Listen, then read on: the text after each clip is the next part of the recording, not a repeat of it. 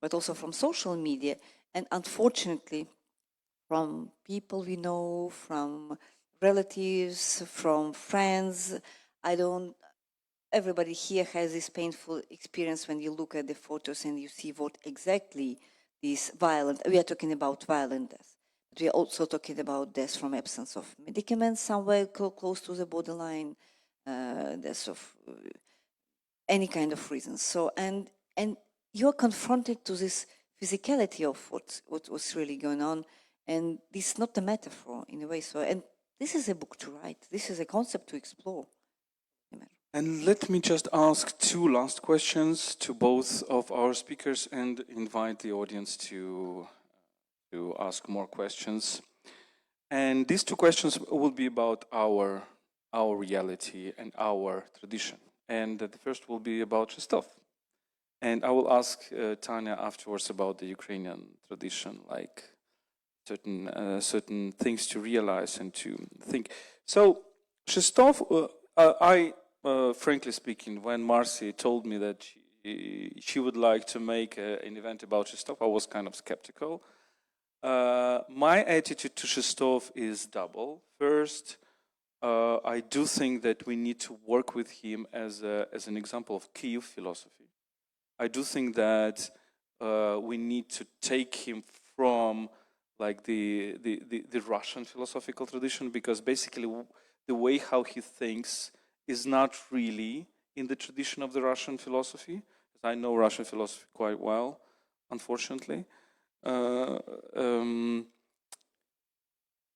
He's definitely inscribed into this Kyiv Jewish culture, and it's very interesting to develop and to understand it. He definitely tries to oppose this Jewish culture to the what he calls Athens, what he calls the Greek and Roman tradition and Western European tradition. So, but what is problematic for me is precisely what you said, is that he's trying to oppose to this rational tradition by suggesting a kind of a very, very like apotheosis of irrationality, or his text, apotheosis of non-groundness. I don't know how to translate it. And here's our problem, is that my problem with him is that here in this reality where it's all irrational, it's all absurdist, we don't need Albert Camus to write absurdist plays here. We don't need Beckett and Ionesco, because the reality has been so absurd for many, many centuries. And we need an idea that you can be rational, that there is reason in humans. And therefore, Ukrainian tradition is a constant fight between certain emotionality, but also certain rationality. It's an illusion to think that all Ukrainian tradition is just emotions and literature. We have Skovoroda, who is quite rational. We have Drahomanov, who is quite rational. We have lots of very good scientists in humanities and social sciences. So my question is for you, does Shestov really give us a kind of emancipation from the totalitarian reason, or he brings us back to this horrible irrationality in which basically Russian philosophy is so good at, because they're saying, okay, you can't understand Russia without reason, with reason. Provocative question. No, it's a great question. I love that question. And I hadn't exactly thought about that critique of Shestov, but now I'm going to think about it more. Well, maybe I should first explain. So I come to Shestov from a very different angle, as somebody who's not Ukrainian and not Russian. And I should maybe also explain that, so Volodya and Tanya are real philosophers. I'm an intellectual historian, and that I'm not a philosopher. We are surreal philosophers. And it's one of the things that, that makes it a little bit different, what I do with a lot of these same texts that we've all studied and we've all worked with, is that a lot of the writing I do is putting these characters in the context of their lives. So I'm finishing now this long book that I've been working on for many years, and if these world historical catastrophes would stop, it would be finished, but I keep being distracted by, things like, tyranny threatening to destroy the world, and then that takes up my attention. But the book is about encounters, a history of encounters among thinkers who are connected to phenomenology. So there's a very historical biographical element to it. So I encounter Shestov as an interlocutor of Husserl, who is in dialogue with Masaryk at the time, and Gustav Spiet, and Ilyin to a certain extent, and then kind of moves forward. So a lot of the reading I do about, I've read Husserl's correspondence with Shestov, I've read Shestov's correspondence with Spiet. I look at Shestov also from this very kind of how was he in real life kind of way. I tell my students that Natalia suffered through my lecture course. She may be the only person here who actually suffered through my lecture course, but I tell them at the very beginning of the intellectual history course of okay, this is not philosophy, it's intellectual history. That means that nobody can get canceled, because history was not just the history of people who were nice or were good or were innocent. You couldn't teach history at all if you edited out all that stuff. And we never bracket real life. You can't put real life in brackets and say it doesn't matter who people were, what they did, it only matters the ideas, because this is history, everything matters. And so one of the reasons I really fell in love with Shestov, in some ways simultaneous with reading him and appreciating his ideas, of all these characters in the book, and it goes through a couple, including Ingarden, and Shestov was a much better person than Ingarden in all sorts of ways, although I like Ingarden as well. We could talk about of these characters who go through a couple generations. He was the most deeply decent in all sorts of ways. This kind of Menschlichkeit that they would say. At all of these moments where many people behaved either selfishly or coldly, or completely retreated and said, I'm going to do my own thing and not care what's happening to other people. Shestov was always very deeply human. He was always looking out for his friends, including his friends who were his philosophical opponents. When Gustav Spiet had left his wife and daughter somewhere in Switzerland and was running around with his new lover who was pregnant with his child and was involved in this long kind of argument with, accusing, Shestov of being a skeptic and of being intellectually dishonest. Shestov and his wife, meanwhile, were with great concern checking on the wife and the daughters in Switzerland and making sure they were okay and writing back to Spiet and reassuring him that his kids were okay, and if they needed anything, he would help them. And so part of my love for Shestov has to deal with the fact that a lot of these great thinkers were not very nice, or they at least behaved in selfish ways and all. If you want to be a great thinker, don't be nice. But he was actually deeply decent all the way through. And he was Husserl's greatest opponent and also becomes one of his closest friends. There was always this deep respect for the human. But it's true that he's constantly up against the limits of reason, but I think doesn't revel in it in the same way as some of the other Russian thinkers. But I'm now going to think about this more that you brought it up. But the other thing I like about Shestov is that he's a deeply dialogical thinker. He's always, all of his works are somehow, he's talking to Dostoevsky, he's talking to Nietzsche, he's talking to Kierkegaard, he's talking to Husserl. He's not as self-absorbed as a lot of these other people. He's always letting other thinkers provoke him. He's reading into them. He's trying to appreciate them. Even when he disagrees, he's taking what's essential. So there's a kind of generosity and a kind of openness to him. And that's, maybe this is also a very selfish way of looking at it, because I come to Eastern Europe as an American who came here in the early 1990s when there was a lot of discussion about who had a right to speak or didn't have a right to speak, and who was superior and who was inferior, and what were that combination of superiority and inferiority complexes that people had coming from different sides of the Iron Curtain. And there was a lot of kind of to kavo about the whole thing, like who was on top and who was the bottom. And Shestov was one of those thinkers in that tradition of dialogue, that you could be, intellectual life could be dialogical. You know, you could be engaged with people in a way that you were provoking one another to think, and it didn't have to be this vertical hierarchy. You know, and that way of thinking I continue to really appreciate from him. I do think that there is something Kievan in this way of thinking, and maybe this is an illusion, but the way I think what we can take from Shestov is real ability to talk with big names like Augustinus, Pascal, and I don't know, Montaigne and Plato.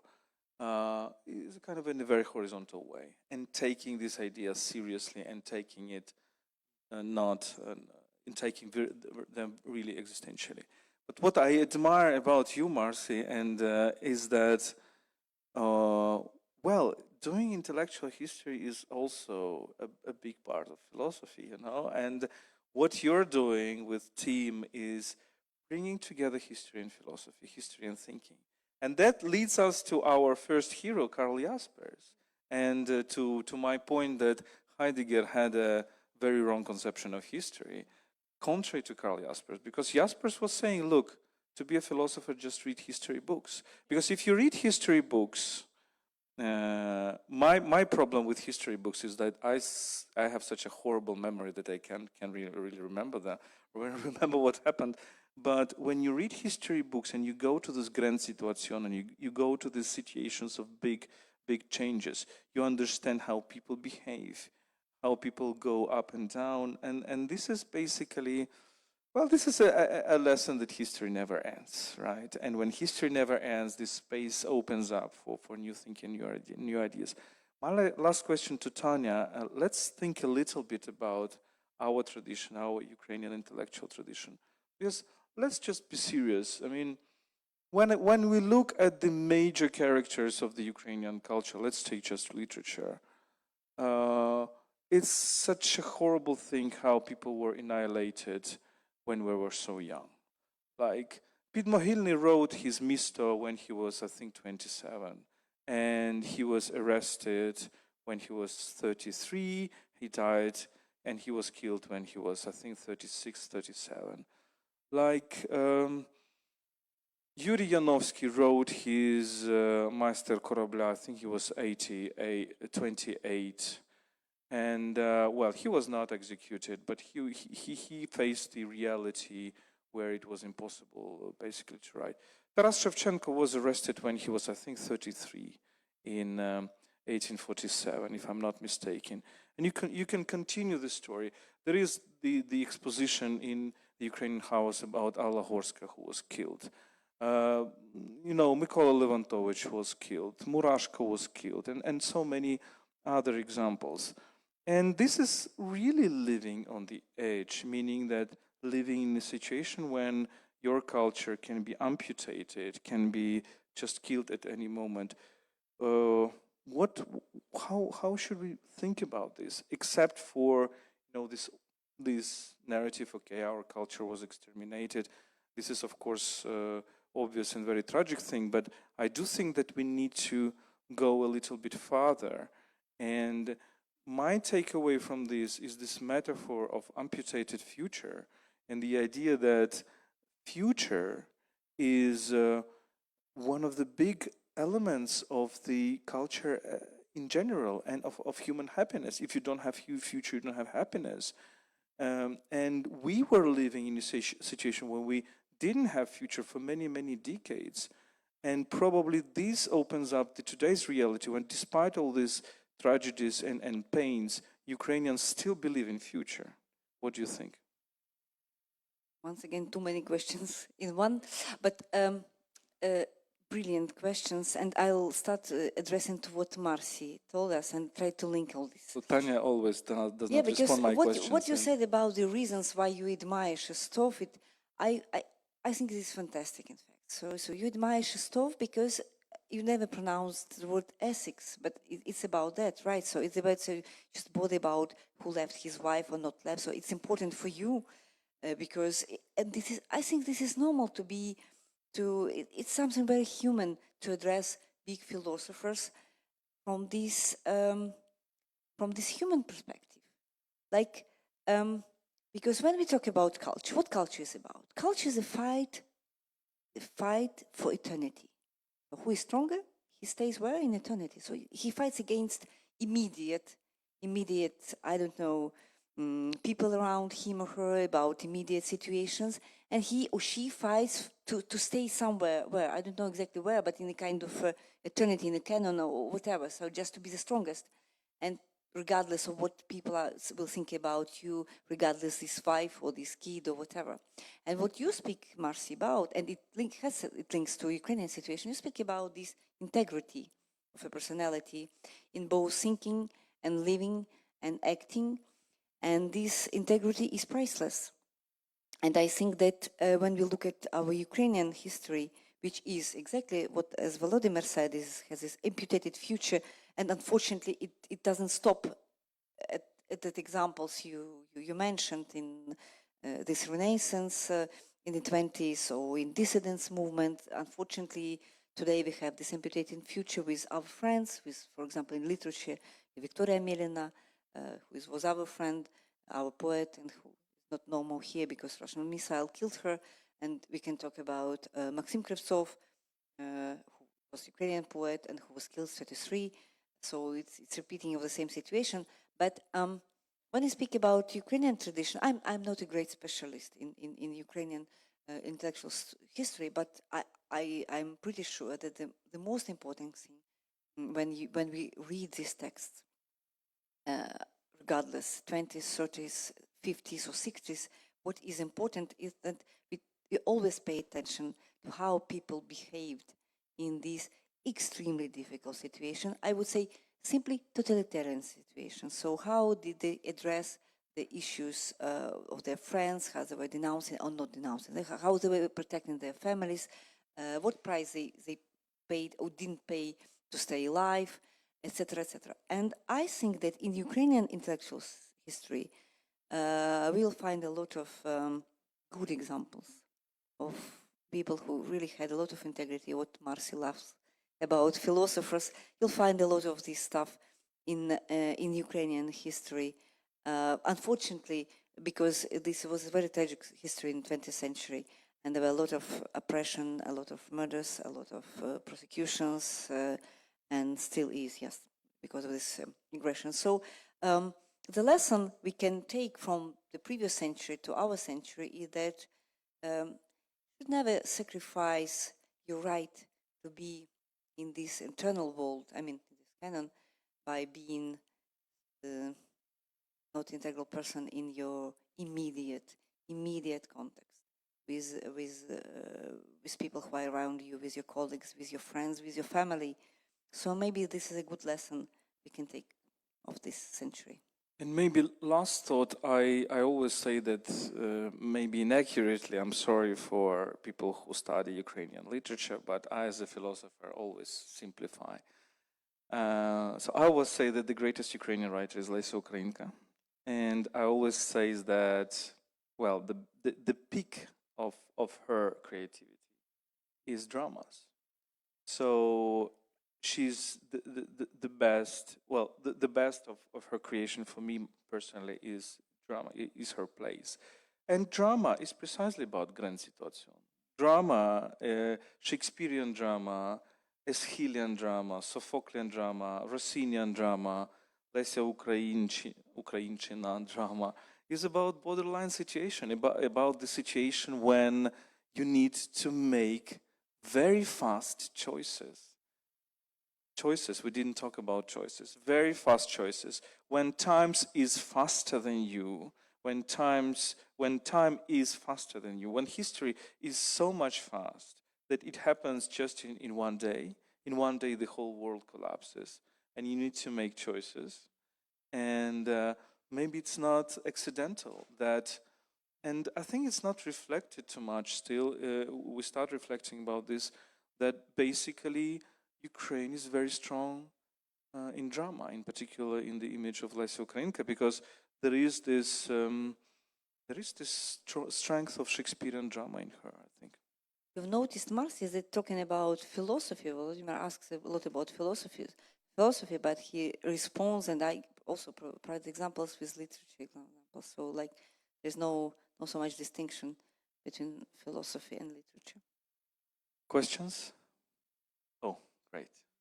Who will moderate? Who will pass the microphone?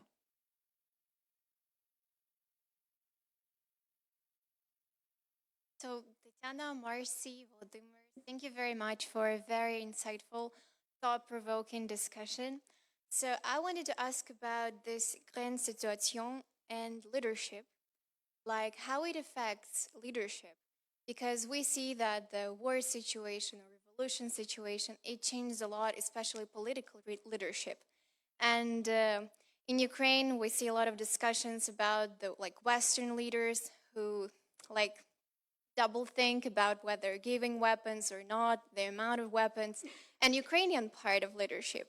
When we see how this war, it changes the way people think, it changes the way how decisions are made, it changes the very characters of leadership. So what can you say about it? What, in your opinion, is leadership during such periods of time? Thank you.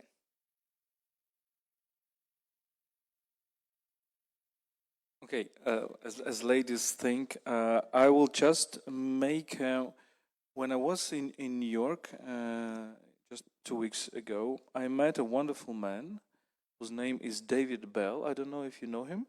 Marcy, who is a professor at Princeton, professor of French history. And he is the son of Daniel Bell, who is a famous American sociologist.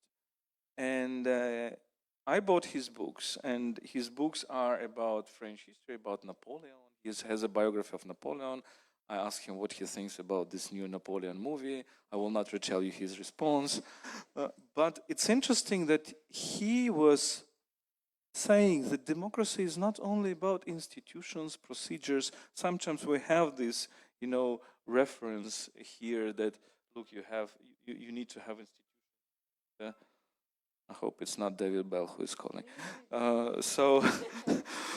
And not Napoleon's spirit. So, and he has, look, if you look at, for example, the French Revolution, the Napoleonic period, the American Revolution, you will find people. You will find George Washington. You will find even Robespierre. You will find Napoleon. You will find, I don't know, in our history, it will be Petlura, for example, or Hrushevsky, or you name it. So democracy is not only about procedures, rules, it's all very important, but at a certain moment of time, you need people, you need personalities. And I do think that in kind of a Western civilization, it was very underestimated. So people so much believed in this Kantian idea that we will build institutions in which even devils will be good. With all my respect to Emmanuel, who has 300th anniversary right now, he was wrong. If you don't have, because he forgot this ancient Greek idea that polis is about educating citizens, educating people. Polis is about education, and the charisma of people, the decisiveness of certain leaders is very important. Therefore, I think we do have a lack of certain leadership all around the world right now. We might have different attitudes to our president. I know that people outside love him much more than sometimes Ukrainians, but and there are some very big impediments with his kind of a messianistic, self-imposed messianistic role, leadership role. But it's true that we have a leader. We have a leader, positive or negative, but we have the story that a person can play a certain role in history has come back. And I think we need to go too far with this, because I have the impression that it's now going too far, that Zelensky, forgets that, well, it's not him who defend Ukraine only, it's the people, it's us, it's the army, it's volunteers, it's citizens. But I do think we came back to this idea of the person in history. Brilliant response. I will add one tiny detail about just thinking about what Volodymyr told to your question. I would absolutely agree that this is about, so when you talk leadership. We talk leaders, so we talk people. There is no leadership like an abstraction, so we are talking about people. So this is about people being stronger than institutions. And when you talk leader in the context you mentioned, so these grand situation, I'm not sure to pronounce it correctly, about the war, about what we face, it's about the absence of fear. Not angst, but fear. So it's about fairness, and we met a lot of people who are not afraid, but they are not leaders, they are just brave people who are going to travel to the edge. And this is not so difficult not to have fear, you know? I have a great potential, and there maybe there are people not on the right places not to be leaders. So I think we'll have a kind of generation of very strong people here in Ukraine, just because the situation, you have no right to be otherwise. So you have to be brave, you have to lose your fear, and to look openly at the reality. Because if you look openly at the reality and you are not afraid of some ghosts of you're not thinking about the past, you're fearless. Yeah, I'll bring that question back to the issue of choice, the role of the individual in choice, because there are various moments historians obsess about classically, because one of the problems with history as a discipline is that in the best case we can explain what happened, when, with whom, where, and how. You can never decisively say why, because you can't do a control study on real life. There's no way to go back, run the scene again, hold certain variables constant in the interest of figuring out what was actually causal. So we're always in this space where there are historical structures playing a role. There's a situation in which somebody finds themselves. There's the role of individual choice, and there's the role of chance. There's that cocktail that can never completely be disentangled. And there are certain classic moments of that. There is, as we've all been thinking about now, there's Chamberlain's infamous decision at Munich, when he decides to give Hitler the Sudetenland.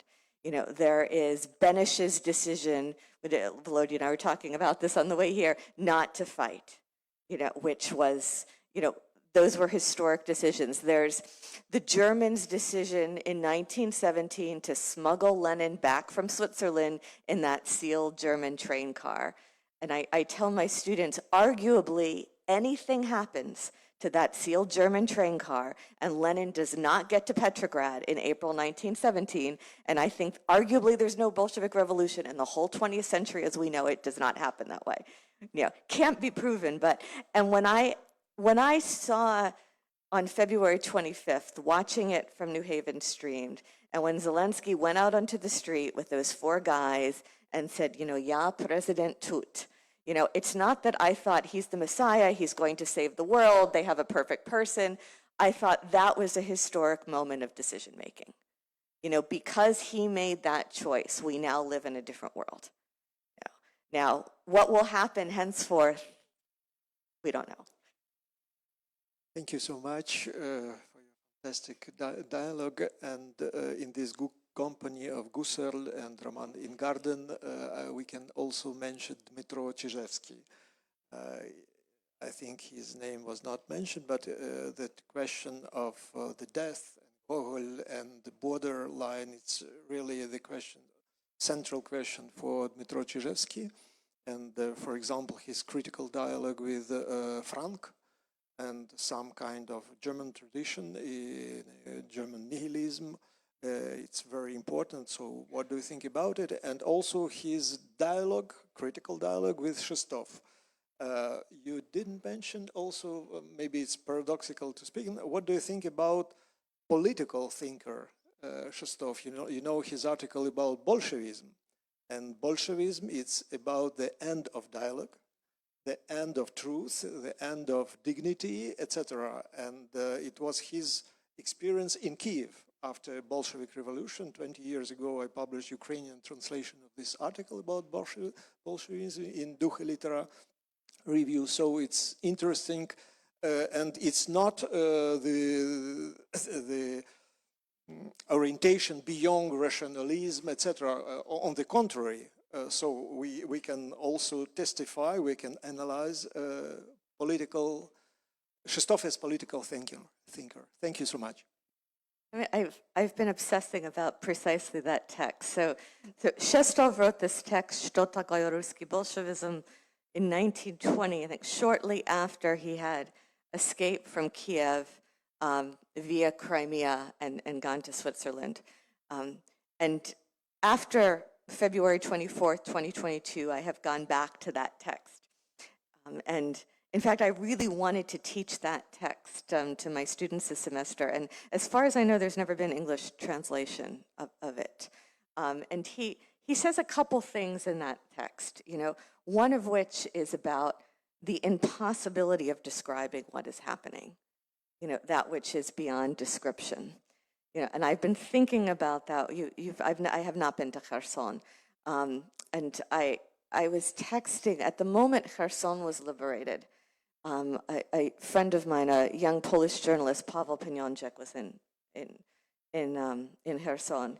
I love Paweł. Paweł's an extraordinarily talented young Polish writer who has been covering it really since 2014, this war. And he's a wonderful writer. And, you know, when he was in Kherson, it was the first time he ever said to me, and if I'm translating from his Polish here, he's like, I have never experienced anything like the atmosphere in Kherson at the moment it was liberated. And when I saw him this summer, he said, I still haven't found the words to express, you know, what I saw and felt in Kherson when it was liberated. It was that which was, even for him who, as his profession, goes around and describes people in extreme situations, he's a war reporter, you know, he said, I haven't yet found language that is kind of adequate for this. You know, so there was Shestov saying what we are experiencing, what's going on, you know, it's something that is beyond words. He also talks about, you know, he talks about the problem of subjectivity in Russia in a way I think is deeply relevant to what's going on. That sense that, you know, you have to, you know, what needed to be done is to instill in these people this idea that they were citizens, that they had responsibility, that they were agents, and that's what has not happened. You know, they're still in this mode of being objects, you know, as opposed to subjects, you know, and in that mode, you're never, like, nothing is ever could move forward, you know, and this sense of Bolshevism as this kind of nihilism. And this is someone who in various ways was very sympathetic to the left and sympathetic to socialism, but this idea of the nihilism, which I've been going back to. I mean, Konstantin asked this question. You described in an interview that what was going on now from the Russian side is nihilism made systemic, which I found a very kind of inspired quote and description. You know, and it relates to Volodya's idea of necrophilia. You know, this sense of just utterly, you also, I think you both described this war early on after the full-scale invasion as a zero-sum game. It's just death and destruction for nothing. Just, you know, you have these 20-year-old kids, you know, going in and slaughtering and torturing these 40-year-old women who could be their mothers, who are speaking their own, for what? For nothing. I mean, just destruction after destruction, you know, and that countering, this goes back to the Grenza, you know, can you then counter that nihilism, and what does nihilism really mean, with some kind of meaning that is stronger than it? And Natalia Gumanyuk's theme for the book Arsenal last year was when everything matters, you know, and how do you take this when everything matters? How do you gather up that meaning in such a way that's going to be stronger than that nihilism? And I see in Shestov something that maybe kind of gives us a direction to pursue that. But if anyone has an answer for how to do that, please. I will just add about Chizhevsky that I think we have this pantheon of intellectuals who are kind of filling the gaps in culture by themselves. And I think it's a wonderful pantheon with which we really need to work. I mentioned Lesia Ukrainka is definitely one of them. Franco is definitely one of them. Чижевський, Шевельов, Лисяк Рудницький, Прицак. So when people understand that there are so many gaps in understanding, that they feel these gaps. And another idea of Chizhevsky, which I admire, is that, and which relates to our discussion, is that he understood that in history you can have diachrony. So when, and this is very interesting idea. The way how he interprets Skovroda is saying, okay, he's probably the last Baroque philosopher, but he's the first Romantic philosopher. So he is Baroque in the 18th century when Baroque was gone in Europe, but he is Romantic in the 18th century when there is still no Romanticism. And I think it's a wonderful idea that you can have diachrony in history, and this gives you also freedom of creativity and freedom to overcome this idea of historic nations or non-historic. Is Gillian, yeah? Hi, Gillian from Internews. Volodymyr, at the beginning of this conversation, he uses really beautiful English word, liminal. And it made me think, this has been very wide-ranging intellectual discussion, and I'm thinking, as a Scottish person, what can I contribute to this? So I thought that it reminded me that in the Scottish pagan tradition, which is, by the way, not entirely dissimilar to the Ukrainian pagan tradition, the idea of liminal times is an idea about a time when you are in the midst of change, when there's change happening all around you, and the change has not happened yet. Like the changes between normal changes normally, like changes between seasons. And at the same time, there is also a sense of the barriers between the living and the dead are removed during liminal times. And it feels to me like in these days we are living in a liminal period which is very, very long. It feels like we are enduring a liminal change which is taking a long time to arrive at. And I think that's true a little bit of the United States in a very different way than it is for Ukraine, where it's extremely existential, but also there are existential questions facing the United States with the election. I'm just thinking about, as an active citizen, to go back from being a leader to being a person, what is the role that you should play? What are the actions that you should take in order to be part of achieving the end result that you want to achieve during that liminal period? Do you have any advice from the philosophers and the historians for us on that question? Only have difficult questions today. Well, I really like your idea about liminal time. So to look at that as a time from the temporary point of view, not as space. And we started our discussion about time, and we haven't finished it, unfortunately. You know, I was thinking a lot during our trips about time during the torture. For example, we talked to people who were tortured, and we are thinking about what Henri Bergson, French philosopher, was writing that time, it's not about quantity, this is about quality. So the time is not just seconds, minutes, hours, or days, nights, months, weeks. So we live time according to experience which is inside this time. So you can easily imagine minutes which last like hours, in case of torture, for example.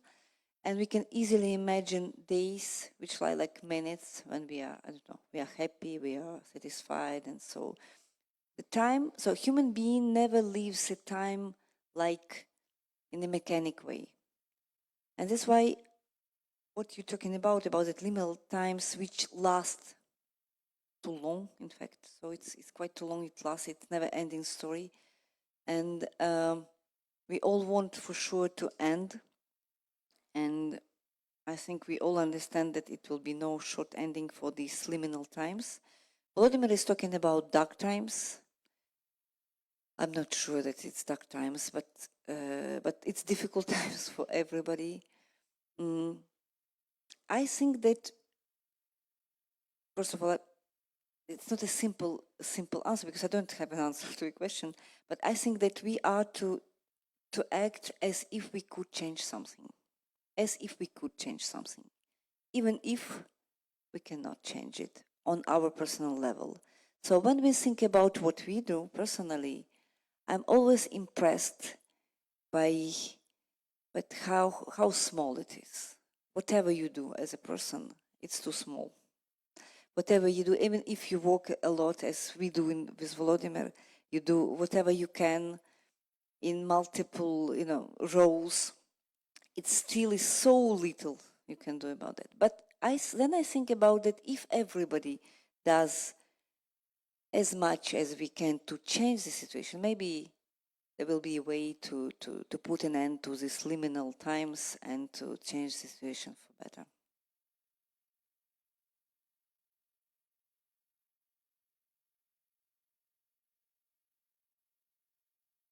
А можна, будь ласка, питання? У мене мікрофон є.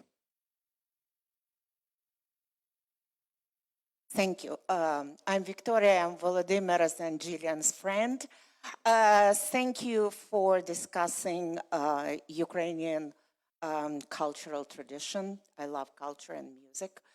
And today is 94 years of our living legend, Lina Kostenko. And I would like a couple of words from both of you, Tanya and Volodya, about, I know you love to talk about the role of women in Ukraine's history, and she is the living history. Just a couple of words about her role. And Marcy, if you don't know her, you must know her. You must get to know her. She was nominated for the Nobel Prize in Literature in 1960s of the past century. And then after the Orange Revolution, she refused the title of the national hero and orden of the national hero of Ukraine with the words, "I do not wear political jewelry." Thank you.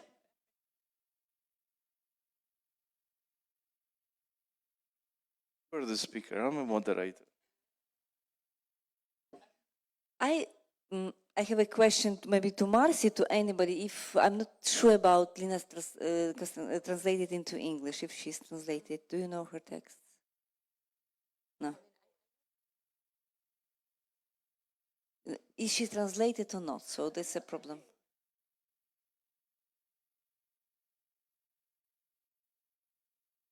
Some texts are translated. So yeah, all I can say that that she's a great poet, she's a living author, and let's talk the most about our writers while they're still alive, because we have this habit to talk not a lot about people who are still alive, and then we talk a lot about them when they are dead.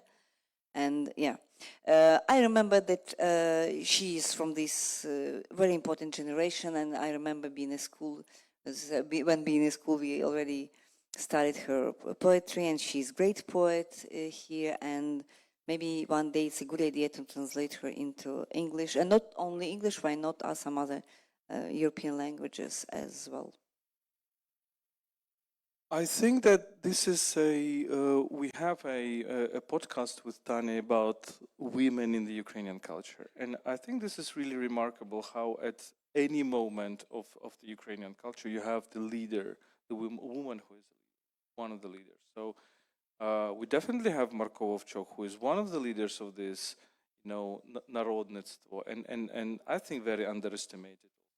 We have, of course, modernists, literature with Lesya and with Olga Kobylanska and with others. And I think Lina, because I'm not a big knower of her work and expert, but I do think that this is a very interesting epoch, what we call Шістдесятники. There is a wonderful book just published by Radomir Mokrik about Шістдесятники, and he shows, I think, in a very interesting way how basically the moment when in the Soviet Union you kind of you went to this vidliha, ottepel, and so forth and so on and so forth. you have this outburst of culture, which was immediately repressed already by the late 60s and by early 70s. So you have all those people like Ukrainian dissidents who also are not very well known, both the Shideshatniki and the dissidents of the 70s, who are not very well known in the West still, right? So there is a work of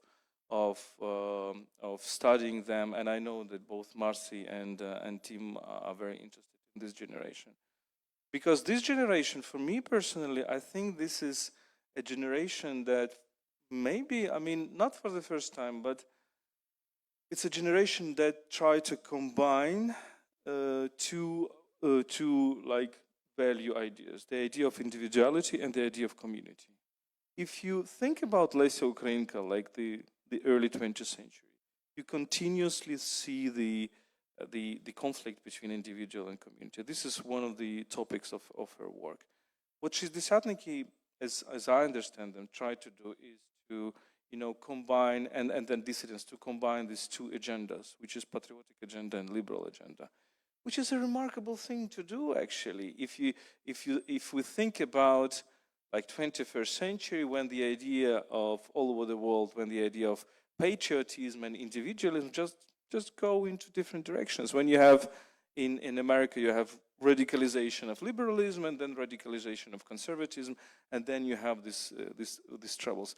I think our tradition of Shideshatniki and Dissidente is the tradition that, I mean, from Shideshatniki to Helsinki movement, is the tradition when you do have this synthesis under the idea of individual and the idea of community, which is a normal thing, which should not be, controversial, because it's normal that we are individuals who fight for our freedom, but we are also living in the community and depend on each other. So, sorry for taking too long. Thank you. First of all, I want to thank you about this lecture and a little bit excuse about my English, because it's very hard to speak an important term on foreign languages, and I want to speak about limit, not about borderline, because I think the limit is more wide word, and in context of limit, it's very important to pair with some wholenesses, holistic, because without this, the limit haven't anything. And during your speech, you have one example, like after the death, we have a nothing. It's a philosopher answer, but if we answer for uncertainty, this change all, change anything. Only one answer can change anything. Another life is change anything. Or judgment date is change anything. So I want to talk about limit, that our mind have a limit, and our face have a limit, our willing have a limit, our feeling have a limit. And if we talk about limit, we have two positions. First, from one limit, from one space, we come to another space when we extend the limit, broke the limit, or we have another position when from one space we came to uncertainty. And from uncertainty, the limit doesn't exist. And from uncertainty, we can create a new world. From uncertainty, we can create a new name and create a new limit. And this is a position of creator. I think for humanity, from our country, from US, from all people, it's very important thing. Try work from not work. Try to have a possible to look from a position of house, uncertainty, and not from position and how to keep the one certainty, how to extend our certainty, our limits. Really important question, how to keep our limits, but I think it's also important. See?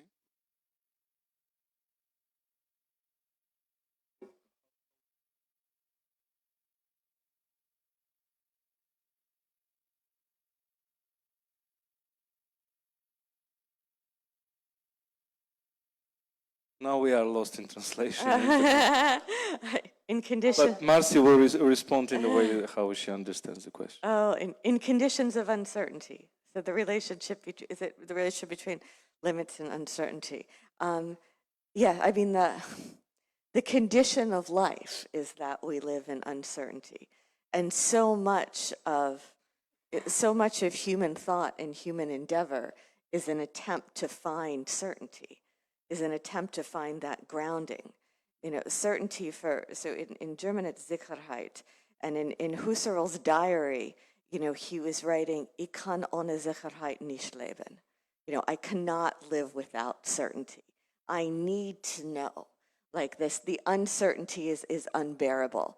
And Shestov's answer was that the point of philosophy is to teach us to live with uncertainty, because there is no such thing in this world, you know, as certainty. You know, it's all some kind of an illusion. Hannah Arendt talks about Bodenlosigkeit, this kind of this Bezpochvenos, this kind of this groundlessness, which is endemic. I mean, it's inherent in the human condition, you know, because, you know, and all sorts of attempts have been made, you know, to create structures that give us certainty. You know, in some ways, Marxism was the last great attempt, right? Like, history is going to move inexorably, inevitably, in a given direction, you know, and we can count on something. But in some ways, the tragedy of the human condition, you know, is the fact that that's not true. I'll answer with an anecdote. So my son, who's now 13, and is constantly asking these questions about, like, you know, why doesn't life have a meaning? And I'm like, it's up to us, going back to the question of liminality, because the meaning of life is that we have to give it a meaning. You know, it goes back to liminal situations like it's incumbent upon us, you know, to create the meaning, to provide the meaning.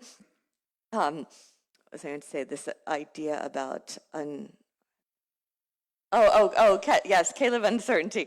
You know, and when he was maybe 7 years old, he said to me he was a kid who had a lot of trouble sleeping. Some of you here, my former students, know him.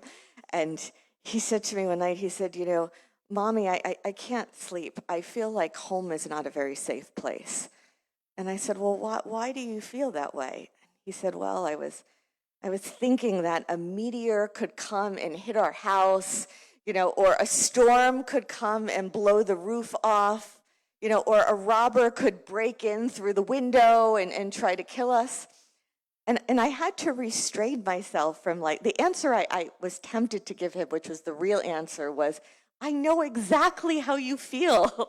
I'm afraid of all those things too.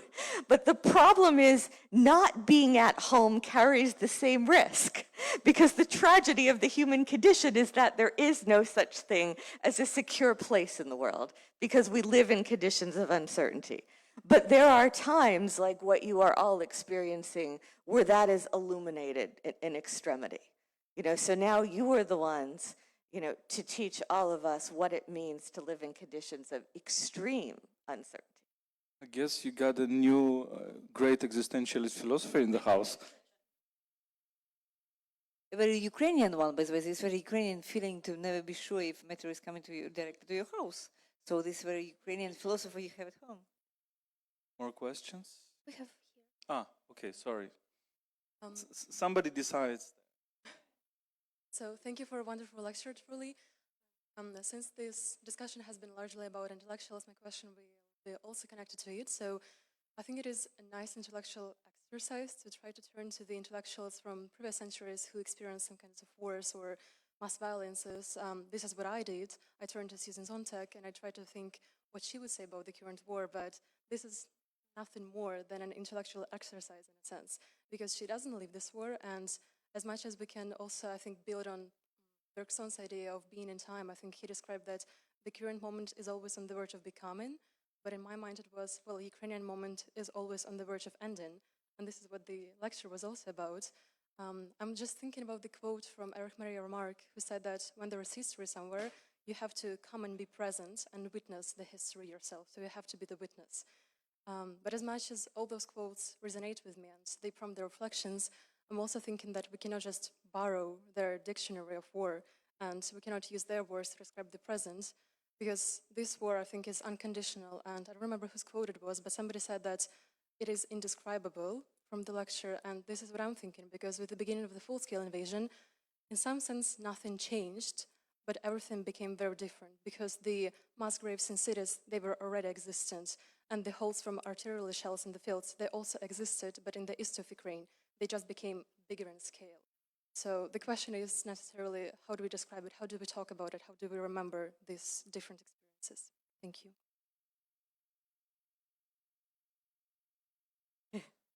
Okay, Natalia's one of my students.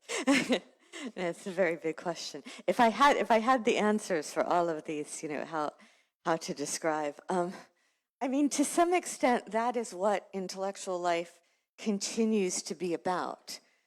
Our attempt to provide language at a moment when life is constantly exceeding the boundaries of language. I mean, one of the questions I'd like to ask Tanya and Volodya is what's happened to language during the war? Because there's always this kind of inflation. I mean, you run out of words. Words become stale. Words have to be reconceptualized. How do you find those new words? Do you find them in interaction with other languages and other traditions, with going back? I mean, part of the tradition that I still, in a very perhaps naive, idealistic way, continue to believe in about the role of intellectuals is close to Remark. Like, it's incumbent on us, to look the truth in the eye and try to speak about it. It's incumbent upon us to speak the truth.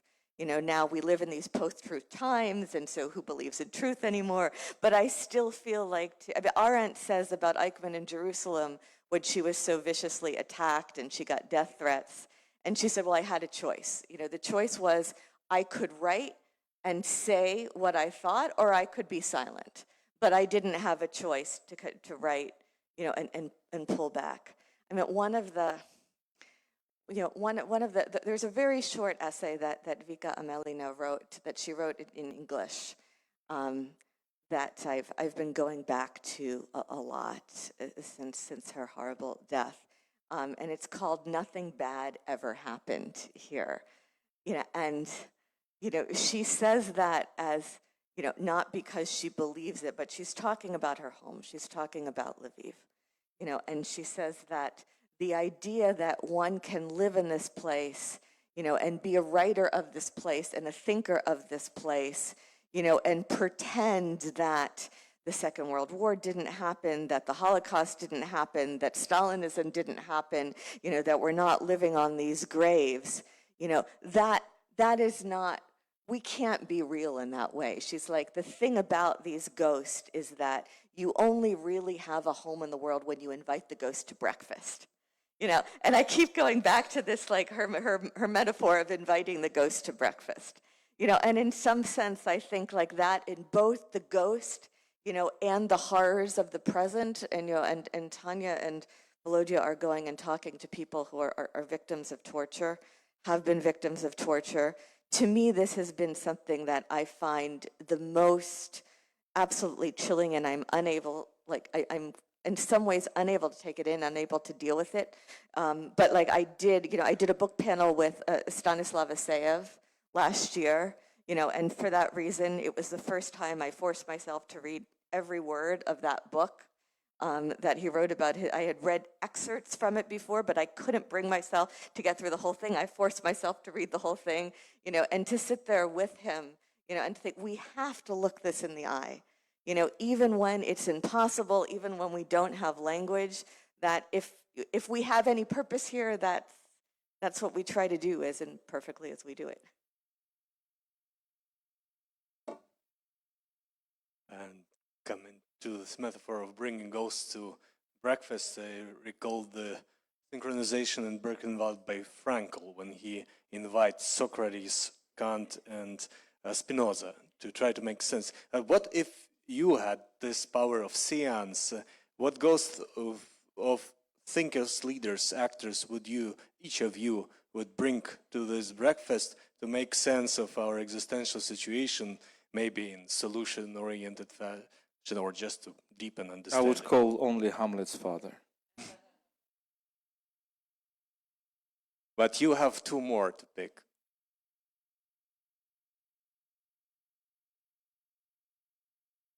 This is a good question. I would definitely bring Shestov and Arendt.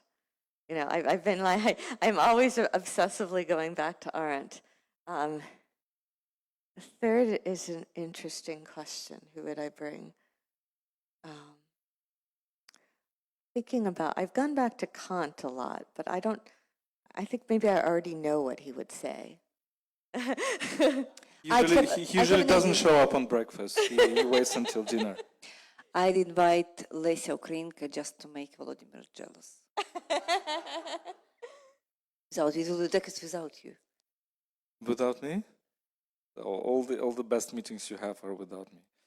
So I think I would invite Blaise Pascal. I think I'm reading him a lot. And among Ukrainian authors, I would be rushing through all the places seeking for Tanya and Lesia. But I think I really need to talk to people like Ivan Bahrani. He interests me a lot, and I would really need to talk to I think Stefanik. But basically, what interests me is those people who are living in these dark times, who have this element of volcano in their history. And basically, if we look at the history of philosophy, it's not that rare that we have such people. So it's naive to think that philosophy is just done or literature is just done in calm times. People were living through very, very harsh times. I mean, people like Cervantes or Shakespeare or I don't know, or Walter Benjamin, about whom I wrote my first book, and even Husserl. I mean, he lived through very, very difficult times. First World War and the front line, and people like Sigmund Freud, and these are the classics whom we know are actually experienced the war as in that horrible way as we are experiencing it. Freud is a good idea. As I was just talking to Jirko Prohasko about Freud. I'm afraid that he will find out my Oedipus complex on the second minute of the conversation. Leszek Kolakowski, the Polish philosopher Leszek Kolakowski. I would prefer Czesław Miłosz if we talk about the Polish. If we can invite many, get mentioned, so Please too do. many. Kundera, for example, why not? Who from the French tradition would you like? Arthur Rimbaud. What you were talking about, undescriptible, responding to the question about undescriptible things. So this is poetry, but it's also about describing undescriptible things. So Rimbaud, yes, it would be with great pleasure.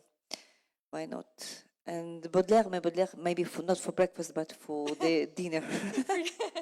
So let's. Not sure you can talk about Baudelaire, but with people like Paul Valéry, probably. So you need people who are able to talk, not only to. More questions? Master of the microphone.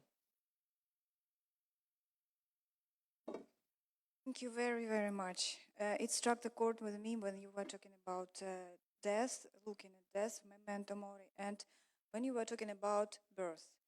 As for me, it doesn't contradict, because when you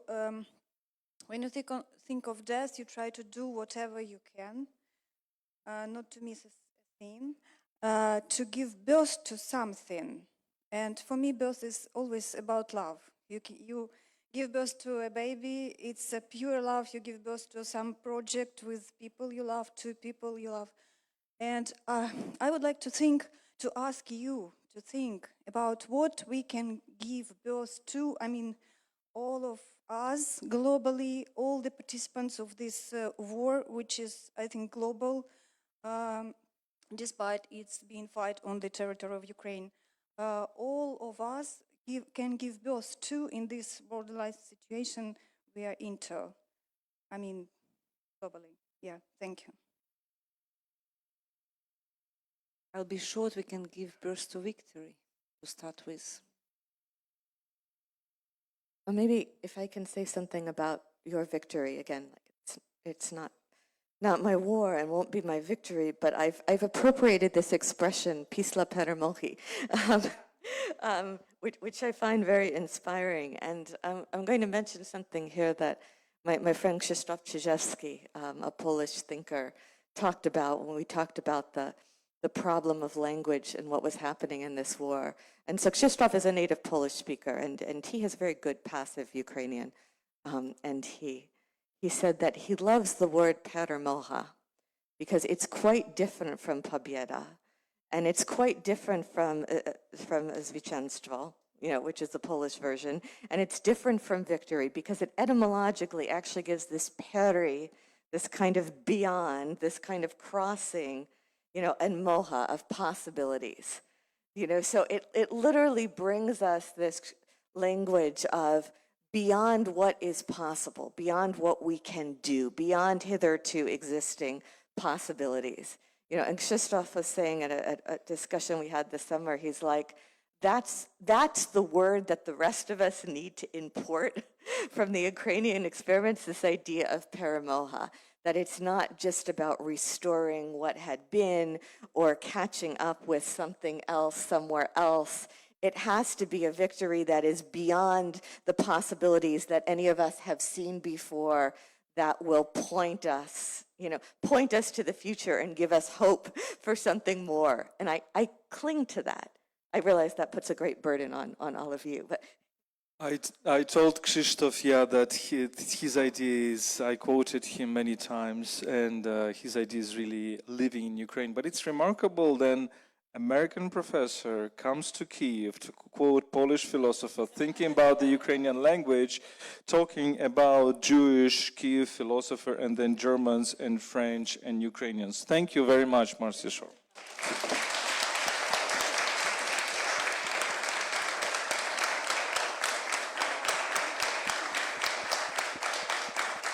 And thank you, Tetyanою Ogarkovою, and thank you, Kyiv School of Economics, PEN Ukraine, Ukraine World. Thank you very much.